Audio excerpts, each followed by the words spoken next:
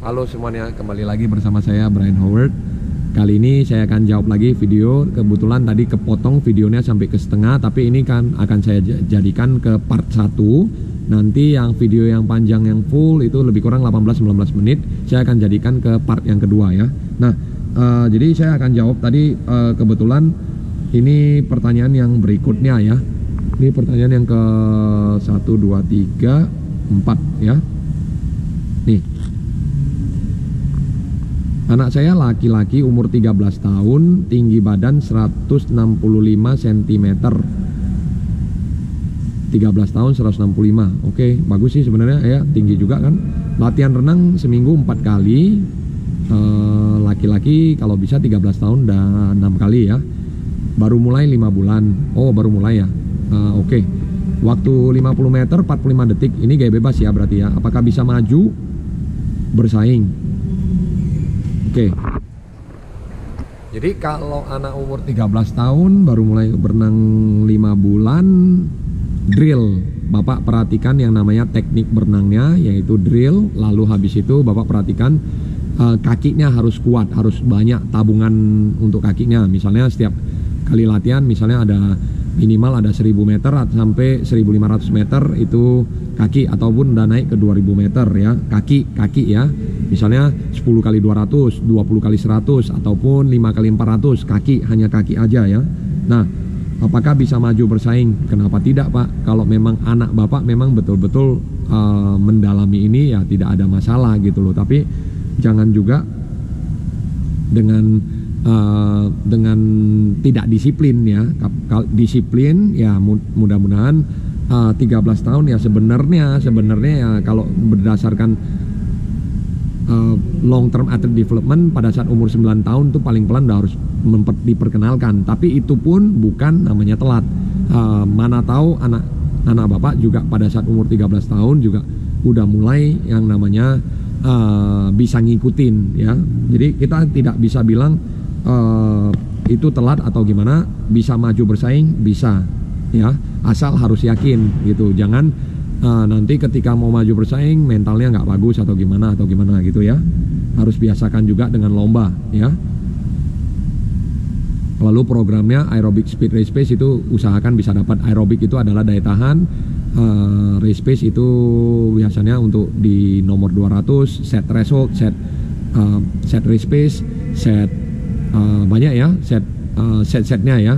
Lalu speed set juga ya.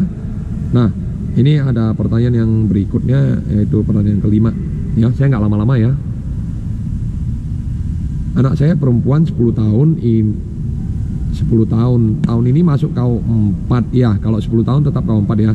50 bebas 39 detik, 100 bebas 132, 50 punggung 46, 100 punggung 141. Oke, bagus. 50 kupu 47 bagus sih sebenarnya. 50 dada 57. Selain teknik, apakah bisa ditambah dengan latihan darat, dan seperti apa untuk latihan daratnya? Nah, kalau umur 10 tahun sih latihan daratnya masih tidak yang terlalu berat ya. Kayak misalnya stretch squat dia boleh.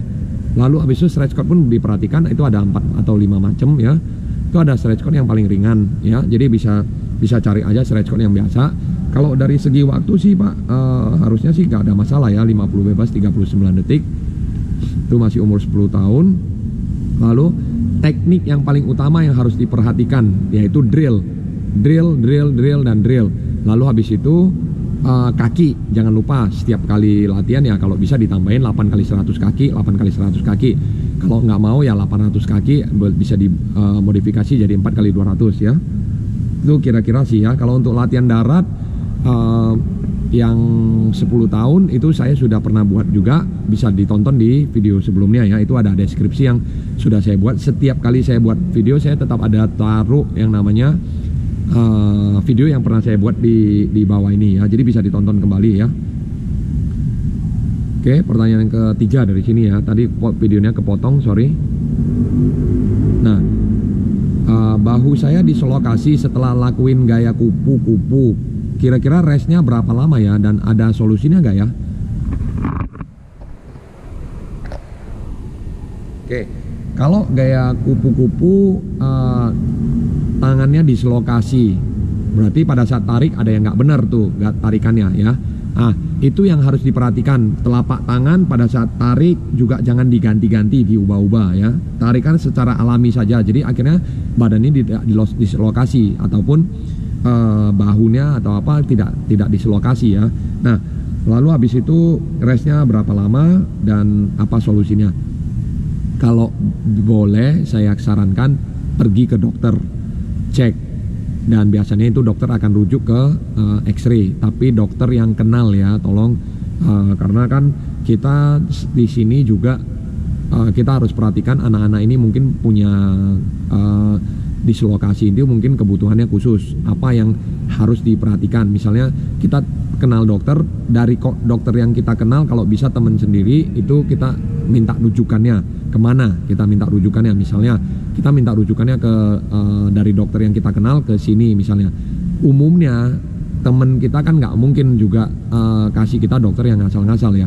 Nah, ataupun kalau tidak ada temen yang dokter ya pergi ke rumah sakit yang memang betul-betul menanganin hal tersebut gitu loh ya. Jadi saya lebih sarankan itu, dan cek biasanya kan tuh X-ray ataupun di mirroring atau apa ya. Jadi bisa lihat apa yang terjadi sebenarnya. Lalu habis itu biasanya kan setelah itu ditanyakan ke dokter ya untuk restnya berapa lama, dan itu adalah ranahnya dokter umumnya ya. Tapi kalau usahakan pemanasan, kalau dari saya sarankan usahakan pemanasan jangan di skip ya. Nah, anak-anak jangankan kasus yang dislokasi ini, anak-anak yang saya temuin di sini banyak yang terjadi kram, habis itu banyak yang terjadi sakit bahu, sakit di bagian pinggang. Nah, kenapa? Karena mereka anak-anak datang latihan pagi, males pemanasan, habis itu langsung mau masuk mindset. Gimana nggak cedera gitu loh. Nah, sedangkan pemanasan itu adalah proses dari sebelum mulainya latihan gitu loh. Badan-badan otot-otot ini kan perlu digerakin dulu gitu loh untuk memulainya. Jangankan badan, mobil aja, temen-temen aja mau mobil teknologi yang lama mau teknologi yang baru, temen-temen minimal pada saat nyalain dulu gitu loh. Jadi tunggu dulu entah RPM-nya turun kayak apa-apa baru mulai jalan. Jangankan badan, mobil mesin aja temen-temen melayaninya seperti apa, merawatnya seperti itu, apalagi badan. Jangan main-main. Kalau badan cedera tidak bisa balik lagi gitu loh, maksudnya tidak sangat sulit untuk pemulihan gitu loh ya. Nah ya kalau masih muda ya mungkin masih bisa ya, tapi kalau udah tua ataupun udah agak berumur ya harus diperhatikan, nggak gampang seperti itu, hanya mau pemulihan aja kan gitu ya. Dan berapa lama umumnya ya kalau untuk otot-otot yang dislokasi apa segala macam ya kita harus lihat dari kasusnya ya, maksudnya apakah parah atau tidak. Kalau parah ya mungkin bisa sebulan mau istirahat ataupun 3 minggu ya supaya bisa balik lagi, pulih lagi. Tapi itu pun di lain sisi pun dia masih bisa kerjakan kaki kan gitu. Jadi dia tetap latihan tapi hanya sendi itu aja yang nggak dilatih. Jadi pada saat jadi kalau teman-teman tanya berapa lama restnya, saya nggak bisa jawab secara pasti. Rest pun bisa dibuat yang namanya active recovery atau active rest. Jadi dia nggak hanya duduk di sofa ataupun duduk recovery, tapi dia datang ke kolam, dia tetap ngerjain katakan kaki gaya kupu, kaki punggung, kaki dada, kaki bebas, itu untuk memperkuat. Nah, baiknya juga kalau dia udah perkuat kakinya, otomatis nanti ketika dia balik lagi berenang, dia itu kakinya udah tambah kuat gitu loh. Nah, itu ya. Itu banyak hal yang memang seperti itu yang akan jadi gimana ya, jadi plusnya seperti itu ya. Biasanya dia nggak pernah latihan kaki, sekarang dia karena tangannya ada cedera, dia jadinya mau nggak mau ngandelin kaki. Nah akhirnya kakinya tambah kuat gitu loh ya. Banyak kasus yang seperti itu ya. Oke, di sini pertanyaan berikut adalah, nah izin tanya, bagaimana tekniknya supaya berenang gaya kupu bisa cepat? Gaya kupu itu tetap harus sinkron ya. Jadi gaya kupu itu tarikan tangan dan tendangan kaki itu harus bareng ya. Lalu habis itu drill, jangan lupa. Jadi chest belly juga harus diterapkan ya, dada perut, tekan dada, tekan perut, tekan dada, tekan perut. Lalu habis itu kalau mau cepet aja ya speed set, masukin speed set gitu loh. Tapi kalau untuk tekniknya, kalau bicara mengenai teknik itu harus di drill balik semuanya. Misalnya dari posisi kepala, tangan, kaki, bahu, dada, perut, kakinya seperti apa, pinggangnya seperti apa, bagian pinggang harus naik seperti apa, berapa jauh gitu ya. Jadi saya sarankan kalau mau bagaimana tekniknya supaya berenangnya bisa cepat, yaitu di drill tekniknya ya. Drillnya sudah saya buat di video sebelumnya, bisa dicek ya. Aktif saja cek saya punya mau itu post ataupun di community ataupun di apa namanya video itu, teman-teman cek aja, denger aja, biasanya itu udah saya jawab rata-rata ya. Dan drill juga udah pernah saya terapkan juga di video saya juga ya. Itu udah 3 kali, 3 tahun berturut-turut saya upload ya. Nah, berikutnya adalah pertanyaan ke 1, 2, 3, 4, 5 ya. Malam, izin bertanya, apakah Wahoo Swimming Club ini ada di daerah Jakarta Selatan atau Depok? Tidak ada Pak, kalau Wahoo Swimming Club di Medan, saya sih di Medan Pak ya. Sepengetahuan saya ada satu di Bandung, Wahoo Bandung namanya kalau nggak salah ya. Lalu ada satu yang di Medan. Kalau dulu 2015 sebelum saya bangun itu pas ada 2, itu namanya Pak Puji kalau nggak salah ya. Di Bandung itu kita 2 Wahoo kalau nggak salah Pak Puji duluan, habis itu baru di Medan.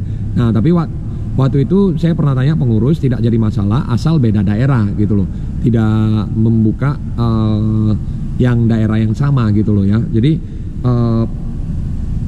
toh beda daerah, beda pengurus, nggak jadi masalah itu ya. Tapi kalau misalnya Jakarta Selatan dan Depok itu tidak ada ya kalau kita ya, kalau pengurusan kita. Kalau pengurusan lain nggak tahu ya.